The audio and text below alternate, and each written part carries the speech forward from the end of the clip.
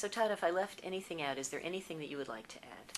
So this has been a wonderful opportunity, so thanks for letting me ramble on and on about all sorts of topics. It's been fascinating. I don't know that I have anything that I would add per se, but I will take this opportunity to maybe try and wrap one ribbon around sort of the spirit of what I hope comes through and the things I say in general, which is very lucky I consider myself to be sitting here at TiVo charged with helping us do some very interesting research things with the data we sit upon. What is sort of my worldview, or where do I see all that going?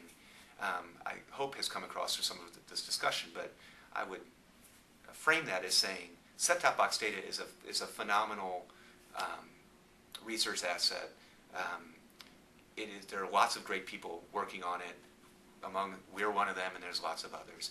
At its very core, the general first thing to think about with set-top box data is what a terrific opportunity to get these massive sample sizes, passive observation, second-by-second data, specific commercial ratings, and in our sense, in TiVo's sense, specific DVR insights into fast-forwarding of commercials. And all that is absolutely wonderful, and there's all sorts of things that need to be worked out. We're doing it, others are doing it on the quality and reliability of that data, which I feel extremely strong about for the TiVo sense, and how that data gets brought forth in terms of that basic audience estimating function.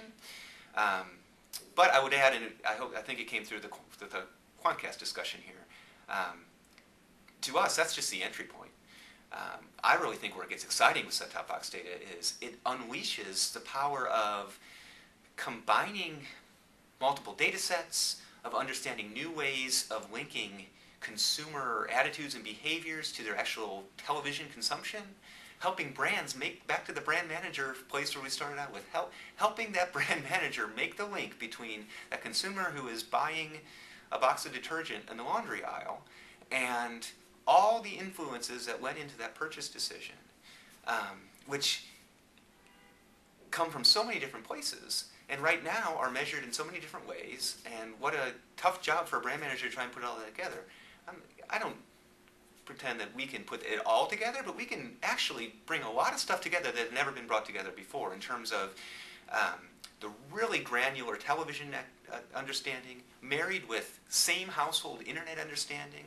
There are other partnerships we have that takes that into the grocery aisle and marries it with purchase behavior, and then overlaying, customized segments, if you will, on top of that, so that the brand manager can literally apply his or her specific custom segmentation to a huge panel of TiVo subscribers and understand not some syndicated or general or certainly age-sex view of the world, but their specific target. How is that person watching TV? What advertising messages are they receiving? How does that relate to what they're doing on the internet? And how does that relate to what they're doing in the grocery aisle? And if we can make it a contribution along those fronts, that's what we're trying to do. This leads me to one last question. Oftentimes we hear that agencies want to buy on a certain segment, but when it all comes down to it, to price the deal, it's age and gender. And so how can we change the perspective of the buyers at agencies to actually embrace the new way of looking at data? Right. The good buyers at agencies are listening to what their clients want. And it wasn't centuries ago, but it was a pretty long time ago when I was at Procter & Gamble, and we wanted to do that 20 years ago.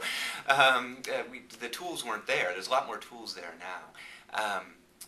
Really what I think comes down to is people talk about theories and wanting to do things, but then they go back to their desk to do their day jobs, and they're faced with putting together a media plan, and the tools they have and the currency that exists are the standard age, sex, demographic breaks, and you come back from the conference all fired up about how you're going to do things new and smart and different, and then you sit down at your desk and you're stuck with sort of the old ways of doing things. I do believe that is starting to change. I think what people can do at their desks now is you still today have to buy generally on the standard currency breaks, but you can overlay sort of more better segments, if I'm allowed to say that, from somebody like us or from other places, to make smarter planning decisions in that framework. So you end up actually purchasing women 18 to 49, but you're doing it in such a way that you're actually delivering, you believe, a segment more efficiently that you're trying to reach, and then we can actually help you measure that. Again, it's not in the currency still, so it's a companion. I mean, the ultimate end game here is, when do we get to a place where the currency or a media seller will come and say, you want to buy some spots on my network? Great, I can sell them to you. I can sell you some women 18 to 49, or I can sell you some Tide laundry detergent buyers. And I don't think that day is so radically far away. There's lots of now who is providing that currency? That's a whole other debate. It could be a number of people, but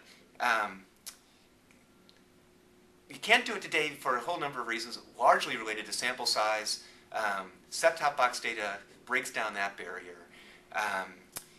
If we can get set-top box data to the standards that people need to see, that it's representative enough and captures enough of the confidence of the buying and selling community, I would think that once those floodgates open, what brand manager would not instruct their agency to go buy me the target that I care about? And this could be a great benefit, by the way, for the networks. Everybody could win from this, right? Some of the great example is, imagine a network that's getting beaten up because they're supposedly too old. Well, guess what?